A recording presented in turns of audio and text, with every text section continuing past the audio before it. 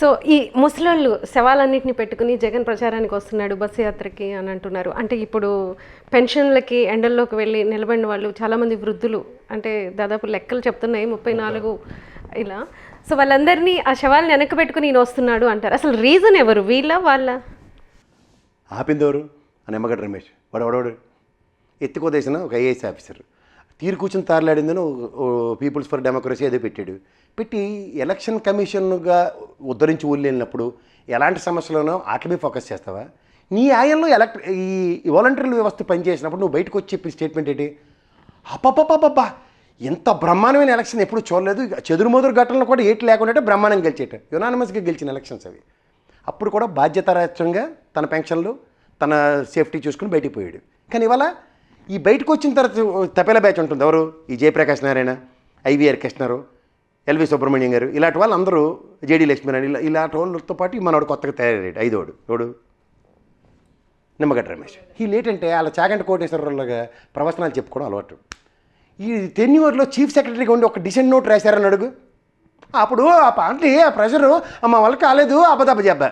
ఇప్పుడున్న సీఎస్ మాత్రం రాసేయాలి. నువ్వెందుకు రాలేదు రా అంటే మాత్రం అప్పుడు ఆ పరిస్థితులు వేరేట. ఇప్పుడు పరిస్థితులు మాత్రం వీడికి అనుగుణంగా ఉండాలి. బయట ఉంటాడు కదా, ఒకటి నుండి రాలేయడం ఈజీ కదా, అలా వేసేస్తారు. ఈ సంగతులు ఎవరికి తెలియవు అనుకుంటారు.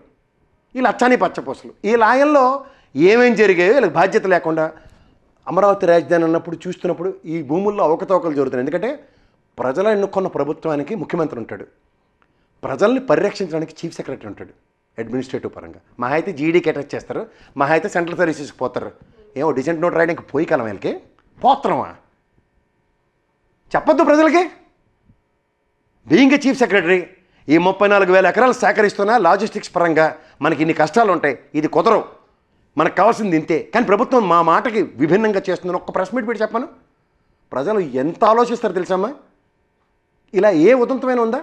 కానీ అయిపోయిన తర్వాత పుస్తకాలు రాస్తారు. ఏ ఊరి రాజధాని, కమ్మ రాజధానా, బొంద రాజధానా, నీ దివసం రాజధానా అని. ఏం ఊరుకుంటుంటే ఉరత గుడ్లు పెట్టిందని సామెత ఉంటుంది. వీళ్ళు ఎవరికి ఇచ్చారా మనకి డిస్క్రిప్షన్స్?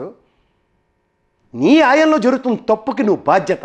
ఇప్పుడు ఎల్వి సుబ్రహ్మణ్యం గారు ఉన్నారు, నో కాంప్రమైజ్ అని బయటకు వచ్చాడు ఆయన. అలా వీళ్ళు వచ్చారా? ఇప్పుడు గౌతమ్ సవాంగ్ ఉన్నాడు, ఏడబోయాడు, ఇప్పుడు పని చేసుకుంటున్నాడు, ఏడ చేస్తాడు కదా ఒక సెక్షన్కి, డీజీపీ స్థాయి నుంచి ఏడిపోయాడు. బయటకు వచ్చి ఇప్పుడు రిటైర్ అయిన తర్వాత మొదలెడతాడు, ఆ ప్రభుత్వం నాకు వివక్షకు గురి చేసి చాలా అన్యాయాలని. ఇది అవసరం మనకి?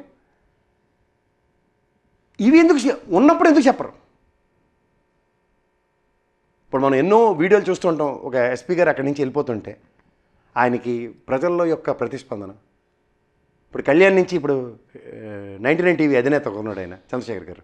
ఆయన చేసిన పనులకి అక్కడ ప్రజలు రిటైన్ చేసుకున్నారు అతన్ని. అలాంటి ఉదంతాలు మనకి చరిత్రలో లేవు. నేను అదే చెప్తున్నా, వీళ్ళకి ప్రజలతో కనెక్టింగ్ ఉండదమ్మా. ప్రభుత్వంతో ఉన్న ఇఫ్స్ అండ్ బట్స్తో చేస్తున్న ఒక అధికారం అన్నది మనల్ని ఉద్ధరించి ఊళ్ళు వెళ్ళడానికి అన్నట్టు బయటకు వచ్చి ప్రవచనాలు చెప్పే వాళ్ళని ఎందుకు ఎంటర్టైన్ చేస్తున్నా ఉన్నది నా ప్రశ్న. మీ ఫేవరెట్ లోకేష్ కూడా అసలు బయటకు వచ్చి కనిపించట్లేదు. ఎందుకు కనిపిస్తాడు? చూసి రమ్మంటే కాల్చి వచ్చిన తర్వాత ఏమో పెట్టుకుని వెళ్తాడు. ఏది రాయలసీమ డిక్లరేషన్ ఏది? వాళ్ళు తల్లితో నీకే టికెట్లు ఇస్తారని చెప్పిన వాళ్ళందరూ ఏరి.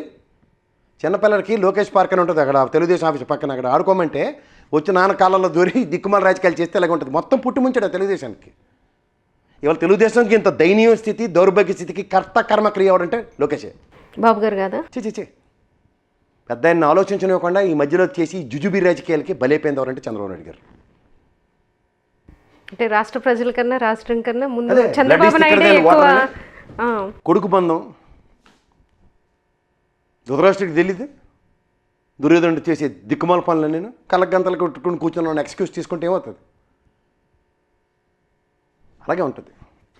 ఈ ఎన్నికల్లో ఫైనల్గా ఎలా ఉండబోతుంది అనుకుంటున్నారు మీరు? ఏ పార్టీ, అంటే మీరు ఎట్లాగో వైసీపీ అంటారు, అలా కాకుండా మీ వర్షన్ కాకుండా జనం వర్షన్లో ఎలా ఉంది? కాదమ్మా, ఇప్పుడు ఒక ప్రభుత్వం ఏం చేస్తుందో చెప్తే అది వైసీపీ అంటే నేనేం చేయాలి?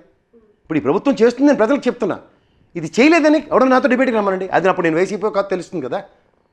ఇప్పుడు ఒక నియోజకవర్గంలో రోడ్లు నేను చూసి వచ్చాను అంటున్నాను, సచివాలయం చూశాను అనుకుంటున్నాను, ఆర్బీఐ సెంటర్ చూశాను అన్నాను, నాడు నేడు స్కూల్ చూశాను, విలేజ్ క్లినిక్లు చూసి వచ్చాను. ఇవేవి అక్కడ జరగలేదను నాతో కాంట్రడిక్షన్కి రమ్మనండి. ఒక హాస్పిటల్ కట్టేది ఆలగడ్డలో, నేను దాని మీద డిబేట్కి సిద్ధంగా ఉన్నా. లేదు అరే నువ్వు వైఎస్ఆర్సీపీ తరఫున మాట్లాడుతున్నావు కానీ హాస్పిటల్ కట్టలేదు అబద్ధం చెప్తున్నావు అంటే రా, నేను అక్కడ పాయింట్ టు పాయింట్ చూపిస్తాను. నేను రేపు నా వీడియో కూడా రిలీజ్ అవుతుంది, నువ్వే చూద్దు. కానీ నేను I'm so confident that what he has done అన్న దాని మీద నేను విశ్లేషిస్తున్నా. నేను అతను ఏం చేశాడో చెప్తుంది, విశ్లేషిస్తే అతని పార్టీ అంటే నేనేం చేయాలి దానికి? అప్పటిదాకా నాకు విశ్లేషకుడు నేను వైఎస్ఆర్సీపీ సింపథైజర్ అనే పెట్టుకుంటాం కదా, నాకు విశ్లేషకుడు టైటిల్ ఎందుకు? నేను వైఎస్ఆర్సీపీ సింపథైజర్ అని అనలైజ్ చేస్తాను, తప్పే ఉంది? నాకు విశ్లేషకుడు అని టైటిల్తో ఏమన్నా నాకు it makes any difference for me?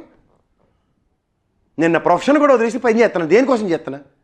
నాకేం ఒళ్ళు కొవ్వెక్కి కాదు కదా. నేను ప్రజాస్వామ్యంలో ఒక పౌరుడు బాధ్యత ఏముంటుందంటే, మనకి ఏం చూసామో చెప్పు, ఏం చూడలేదో దాన్ని చెప్పాల్సిన అవసరం నాకు లేదంటాను. నేను కన్విన్స్ అయితేనే చెప్తాను, కన్విన్స్ కాకుండా ఎందుకు చెప్తాను? కుప్పంలో ఎలా ఉంది సార్ పరిస్థితి? కుప్పం చాలా టఫ్ అమ్మా.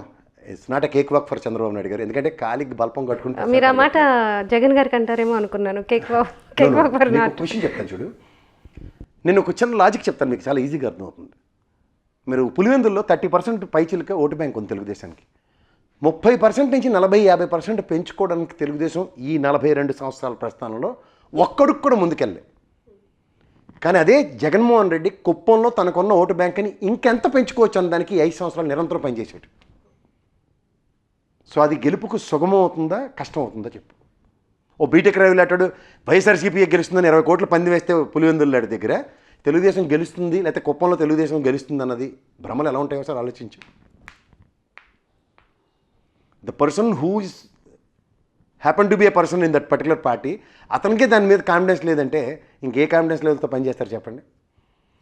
ఎందుకు చంద్రబాబు నాయుడు గారి జీవితంలో ఎన్నిసార్లు కుప్పం పరిగెట్టాడో ఒకసారి కనుక్కోమను. That itself is an answer కదా. తర్వాత ఇప్పుడు బెనామీలతో కట్టిన కాలేజీలు వీళ్ళతో నడిపిస్తున్న దగ్గర ఆ తెలుగుదేశం క్యాడర్ ఎంత నలిగిపోతుందో తెలుసు కదా. ఆయన కొన్న పిఎల్కి మొత్తం తెలుగుదేశం తరఫున పనిచేస్తున్నారు పిఎల్ అందరూ చంద్రబాబు నాయుడు గారు బెనామీలే. అది అందరికీ తెలుసు అండర్ కరెంట్లో. ఆ బెనామీలు చెప్పిందే వాక్కు, చెప్పిందే వేదం. చంద్రబాబు నాయుడు బయట ప్రజలు కానీ మిగిలిన వాళ్ళు ఏం చెప్పినా నమ్మడు, చేయడు. లొసుగులు, ఆ లొసుగులకు ఎవడు బాధ్యుడు?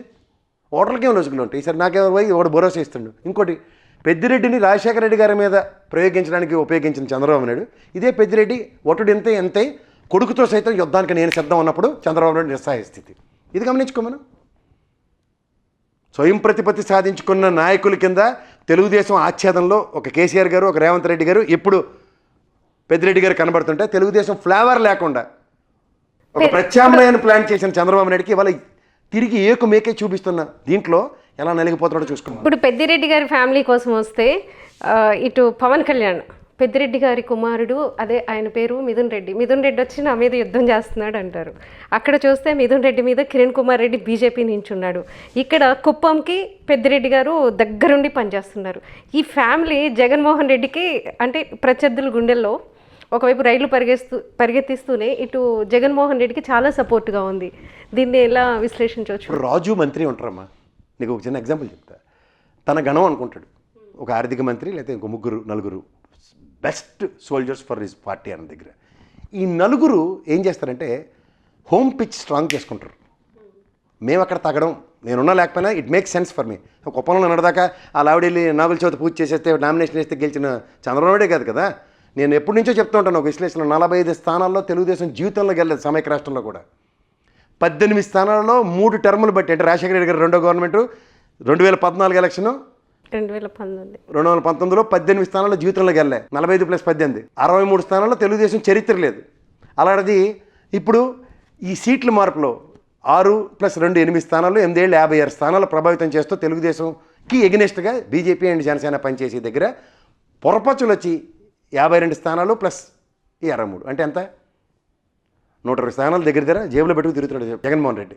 సో పవన్ కళ్యాణ్ అనే వ్యక్తి తన యొక్క పార్టీ క్షేత్రస్థాయిలో నిర్మాణం జరగని దానికి ఈ నచ్చిన ఆక్పాక్ కరేపాక్ లాటరీ వేసుకుని పిఠాపురంకి సరిపోతే అక్కడ వర్మ గారు మీరే మాకు దిక్కన్న దగ్గర గతంలో వర్మ చీట్ల ప్యాక్ ఆడిస్తాడు, ఆయన ఏం చేస్తాడని ఛాలెంజ్లు చేసిన నియోజకవర్గంలో వాళ్ళు నీకు వసుదేవుడు అంతటోడు కూడా గాడిద కాళ్ళు కట్టుకున్నట్టు నువ్వు చచ్చినట్టు ఆ కాళ్ళు పట్టుకుని నువ్వు బతికే.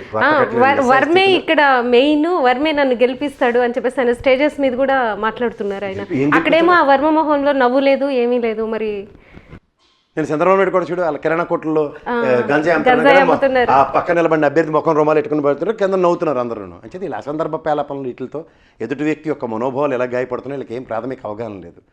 ఎద్దినిందంటే దూడకట్టి అనే రాజకీయాలను ప్రజాక్షేత్రంలోనూ పరిగెడుతున్నారు. అంటే దీని రిప్రికేషన్స్ అండ్ కాన్సిక్వెన్సెస్ వీళ్ళ వల్ల కాదు దాన్ని అడ్రస్ చేయడం.